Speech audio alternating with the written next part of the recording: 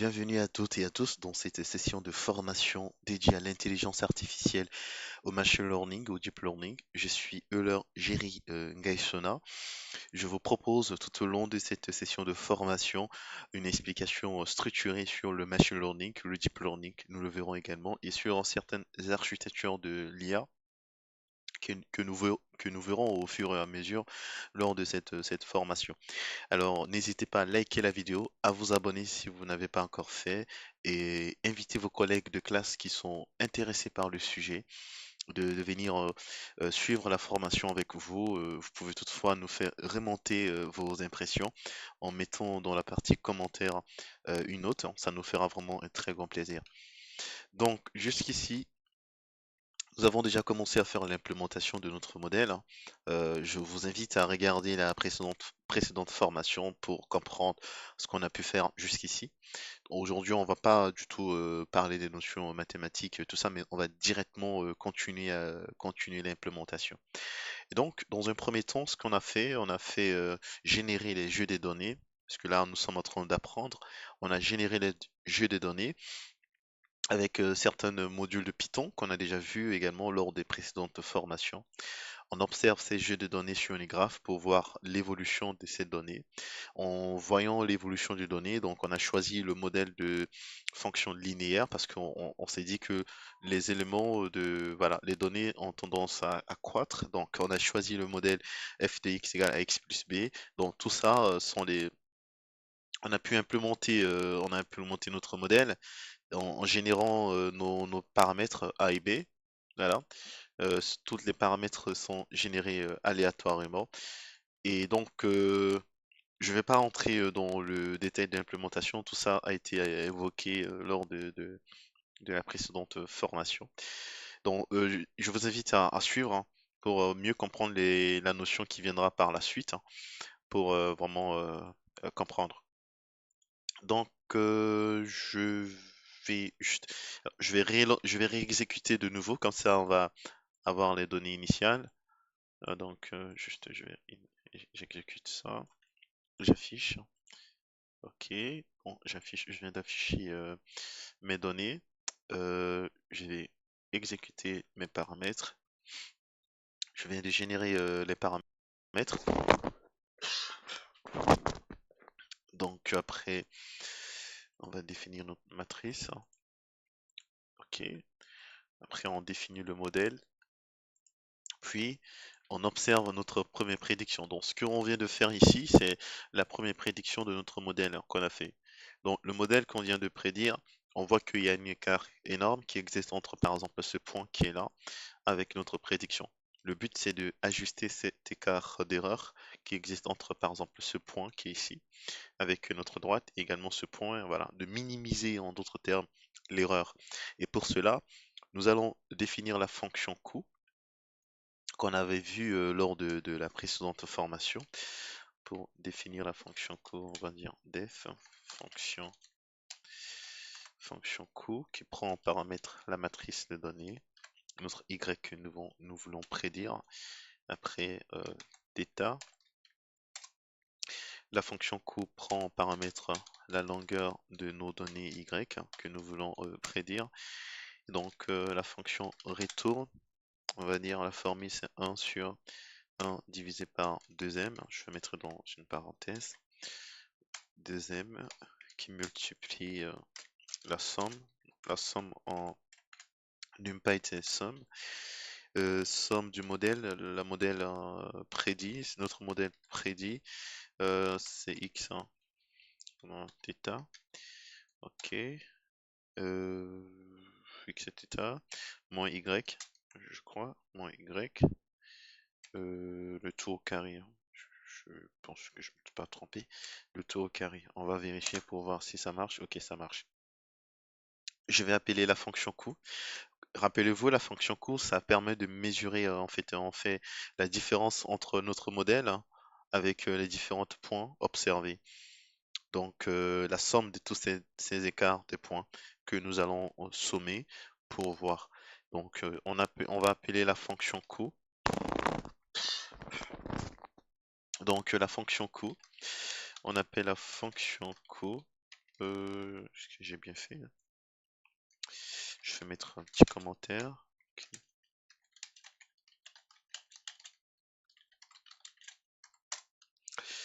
Donc, fonction x, y, θ.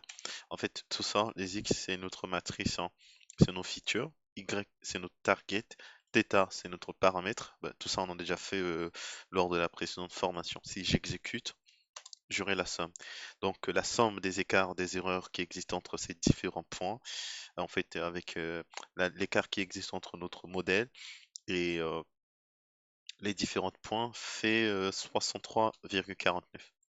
Maintenant, prochaine étape consiste à apprendre à partir de ces paramètres pour savoir comment ajuster notre droite de telle sorte que la droite, autrement dit notre modèle, passe par maximum des points. Autrement dit, de réduire l'erreur qui existe entre nos différents points avec notre modèle. Voilà, donc nous allons utiliser ici l'algorithme de descente de gradient que nous avons déjà vu. Donc, nous allons implémenter l'algorithme. Donc, on va définir en fonction gradient. Voilà, je peux dire gradient, grad, voilà, qui prend toujours en paramètre notre feature. Y, c'est notre target. Θ, voilà. Rappelez-vous la descente de gradient. Autrement dit, gradient, en d'autres termes, c'est la dérivée, hein. C'est la dérivée que nous allons pouvoir calculer. Donc, rappelez-vous des formules que nous avons fait. Donc, M, c'est la longueur de nos targets, c'est la somme totale, le nombre de nos éléments. Donc, pour length Y, cette fonction retourne 1 sur, je crois que c'est 1 sur M, qui multiplie le transposé, matrice transposée de nos features.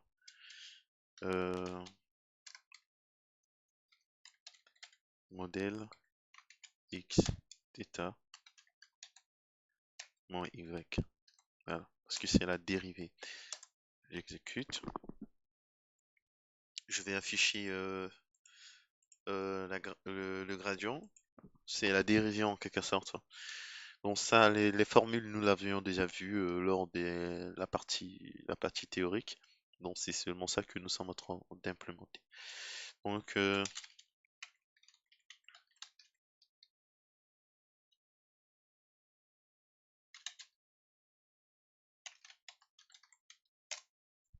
j'appelle la fonction grad x, y. X est notre feature, y c'est notre target. Θ. Voilà. Ça, c'est notre résultat. Maintenant, on applique la descente de gradient. La descente de gradient, c'est-à-dire on fait itérer la descente, c'est-à-dire on itère la dérivée sur plusieurs itérations afin de trouver le point minimum, c'est-à-dire le minimum global, hein, le point minimum vraiment le point le plus bas de notre courbe. C'est comme on l'avait évoqué lors de l'explication. Bon, descente de gradient. Donc on va définir une fonction, je vais dire descente grad, qui prend en paramètre x, y, je vais dire θ, learning rate, rappelez-vous, learning rate c'est la vitesse de descente et le nombre d'itérations. Donc cette fonction prend quoi? On va parcourir notre itération, donc on va dire for i in range. Rappelez-vous, on a déjà utilisé ce module, hein, jusqu'à itération, nombre d'itérations. Qu'est-ce que nous allons faire?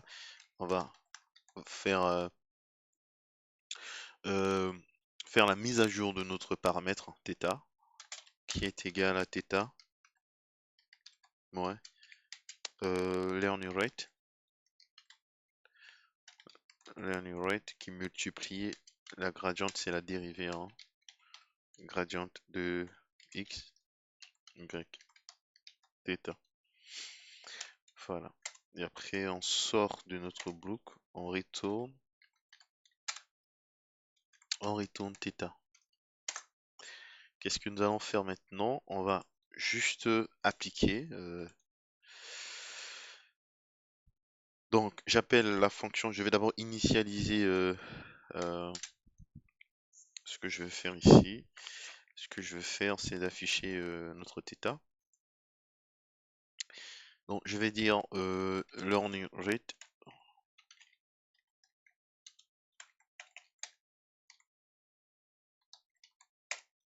Donc, on va pouvoir définir, notre modèle prédit, corrigé avec les bons paramètres.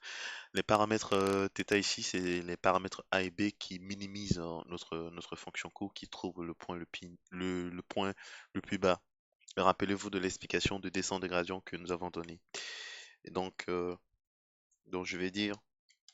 je vais initialiser rate, euh, learning rate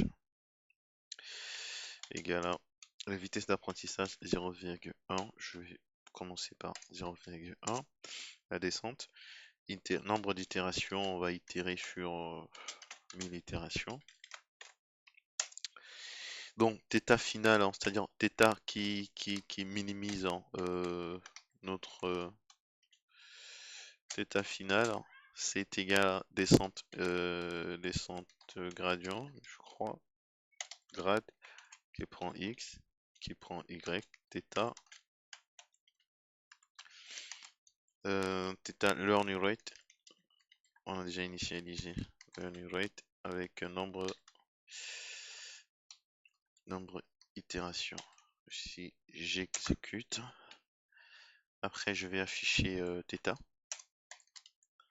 Oh, j'ai une erreur. L'erreur dit quoi? Learning rate, c'est avec E. Ok. Toujours nombre d'itérations, j'ai dit iter. C'est quoi encore? NB. Oh, qu'est-ce que j'ai fait? C'est le nombre? Ok, j'ai mis juste N. Je vais afficher print θ final. Ok, ça c'est les paramètres A et B qui minimisent notre dérivée, qui réduit l'écart d'erreur qui existe entre nos différents points. Donc nous allons pouvoir définir maintenant la valeur. Je vais dire ici valeur prédite. On va appeler notre modèle avec x et θ final. Ici j'affiche valeur finale. Valeur. Voilà. Donc maintenant ce que je vais faire, je vais afficher ma courbe. Plot x, y. Ah, je vais pas mettre plot, je vais mettre scatter. Ok. Bon, ça, ce sont nos données de dataset. On va afficher maintenant notre prédiction finale. Donc, c'est de x hein, en fonction de valeur. J'avais dit quoi? Valeur prédite, hein, valeur avec s, ok. Je vais mettre color rouge. Voyons voir ce que ça donne. Parfait. Donc ici, vous voyez la différence. Directement, on fait ajuster, on a ajusté notre modèle de telle sorte que l'écart soit moindre de prédiction. Donc ça, c'est notre prédiction. Mais après, vous pouvez vous amuser à faire même affichage, hein. Vous pouvez faire ça comme ça, par exemple. Vous pouvez aussi faire plot, hein. Oui. Donc ça change juste l'affiche, hein, comment vous affichez la graphe. Donc la différence, c'est ça. Par exemple ici, vous avez fait la première prédiction.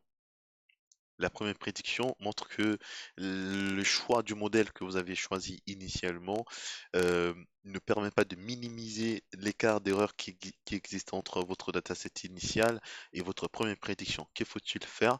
D'implémenter l'algorithme de telle sorte que la machine apprenne à définir les bons paramètres, de telle sorte que votre prédiction soit, en fait, ça réduit les écarts d'erreur. Voilà, donc c'est ça. Je ramène Skyter.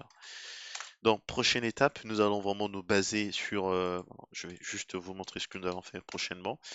On va se baser sur vraiment un vrai fichier réel hein, dans un. euh, voilà. Ici, on a généré juste des jeux de données. Donc, prochaine étape, je vais juste venir sur. On va générer les jeux de données sur Kaggle. Donc ici, c'est ici que c'est un site en permettant d'avoir les jeux de données pour les ingénieurs. Pour développer, quand vous développez votre modèle, vous avez besoin des données à votre disposition pour entraîner le modèle. Donc ici, nous, on va utiliser Kaggle pour, pour pouvoir définir les on va télécharger un jeu de données. Je peux dire immobilier. immo- Immobilier. Voilà. Par exemple, vous tapez sur immobilier comme ça. On va trouver ici. Je vais juste avoir dataset. Hein. J'ai pas besoin du code. Alors, jeu de données. Je reviens juste en arrière. Cac. Euh, de toute façon, nous allons chercher les datasets ici. Euh,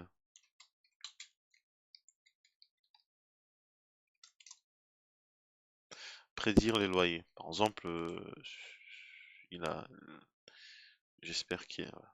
Non, non, ça, c'est parce que je cherche. En fait, je cherche plutôt un dataset, c'est-à-dire un fichier déjà qui est prêt. Bon, données de vente. Ça, c'est un dataset pour qui contient. On a déjà des données qui sont pré-remplies et nous pouvons utiliser ces données pour faire des prédictions. Donc, mais prochaine étape, on va pas utiliser ici ce qu'on a fait jusqu'ici-là. On a fait l'implémentation de modèles par nous-mêmes. Mais après, on va utiliser les bibliothèques euh, qui sont déjà disposées, qui sont à notre disposition pour ne pas écrire plus de lignes comme ça.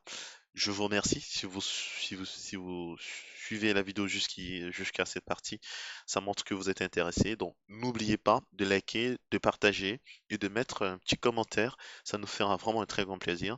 La prochaine étape, on va pouvoir choisir un fichier d'un dataset réel. On va être vraiment dans un cadre réel, comment on implémente un modèle de prédiction on va choisir un fichier au hasard et toujours dans le but d'implémentation de la régression linéaire, rappelez-vous. Donc c'est ce que nous allons faire. Je vous remercie, je vous souhaite une agréable soirée à vous.